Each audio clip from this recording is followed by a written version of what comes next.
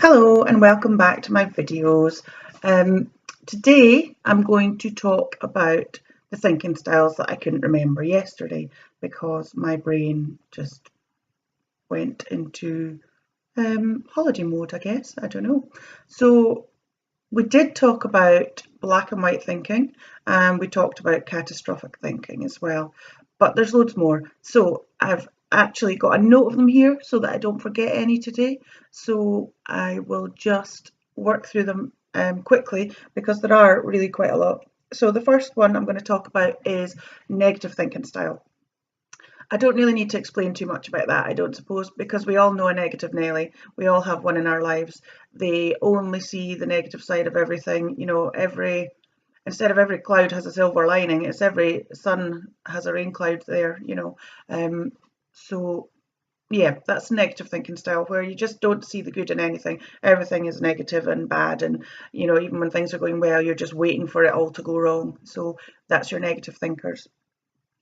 Then we have our obsessive thinkers. I can be a bit like that as well. Kind of quite often goes with the black and white thinkers, I think, where you absolutely obsess over everything. You get something in your head and you're like a dog with a bone. You can't let it go. It goes around and round and round, and sort of just takes over your mind, really. You feel the need to sort of go work over every detail of something, and totally dissect it and just, you know, drive yourself nuts basically because of just because of your thinking style. So if you catch yourself at that, stop it. It's not good. Then we've got our impulsive thinkers. Okay, impulsive thinkers, they want instant gratification. If you're an impulsive thinker, you have an idea, pops in your head, and you've got to take action on it right then and there. It's all about the now and satisfying those needs, you know, as quickly as you can. Which, well, it's okay if you don't have much in the way of responsibilities and things, and if your impulsive thoughts are, you know, fairly positive and aren't going to do anybody any harm. But in the long term and in general, sometimes some of these things need to be thought through a little bit more carefully. So you need to learn to curb those impulses, sit in it for a little while, have a wee think about what the consequences of that action might be, rather than just diving into everything head first. Because let's face it, whilst some of the time it's going to be okay, there are going to be times where that's a bad idea. Paranoid thinkers. We all probably know somebody like that, as well, or we all probably have a little bit of that in us where you might feel a little bit like the world's out to get you. You might think that people are talking about you, watching you, waiting for you to slip up, all that kind of thing. We all have our moments where we feel like that, but if that's your sort of one of your main thinking styles, then you know, it's not good. You're going to be pretty stressed out and worrying about what everyone else thinks. Usually people with high social anxiety are quite paranoid and you know, get themselves worked up and in a tiz over things that are probably not actually real at all. What I usually say to people who think that everyone's talking about them is, I'm sure they've got better things to talk about than you. So, and if if I think people are talking about me, what my usual response is well, they're giving someone else a rest. You know, what other people think about you is none of your business, really. So just let it go. We've already talked about black and white thinkers and catastrophic thinkers. There's also the perfectionist.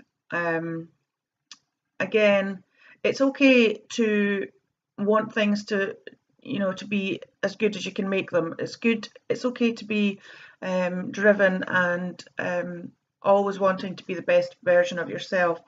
But if you're a perfectionist, all you're ever going to focus on is the little things that you don't achieve. An example being, you know, you might do an exam or something and get 97% in it, which is a fantastic pass mark. But if you're if you are a perfectionist, you'll be focused on that 3% and beating yourself up for not getting 100%. So that 3% will overshadow the other 97%, so which is rubbish. I mean, if you've got 97% in an exam, okay, so maybe there is room for improvement, but look at the massive achievement that you've made. So you need to let that go, because to be honest, in my opinion, there is no such thing as perfection. You know, it's a myth. So stop looking for it, stop striving for it. Always strive to be the best version of yourself. That's a good thing. Perfectionist, forget it. Hypervigilant. Now, if you're hypervigilant, you're probably a real stress head. You're probably really anxious. Again, you are likely to be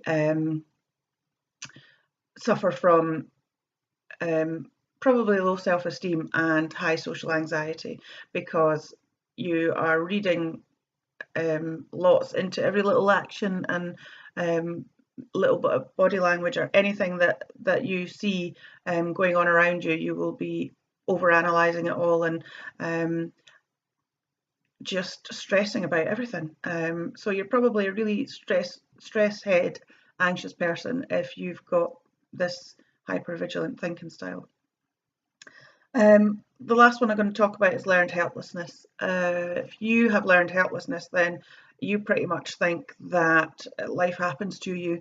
You have no control over it. You're just a pawn in the game of life, and you know, what's the point in even trying, because it's out of your control. Get a grip, okay? Of course, there are things in this life that are out of our control, but what we can control is how we handle these things and what we do about them. So, you know, just own it. Take ownership. Don't give your power away to everyone else and the world around you.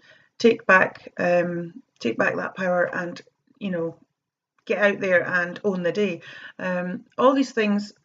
I've not had a lot of time to talk about how you overcome these thinking styles. I will talk about that maybe a bit more in another video, but there's too much to talk about in this one video. Already I'm at 7.5 minutes, so I better go, because you'll all have fallen asleep by now. So without further ado, don't let anybody pee in your cornflakes. Have a great day.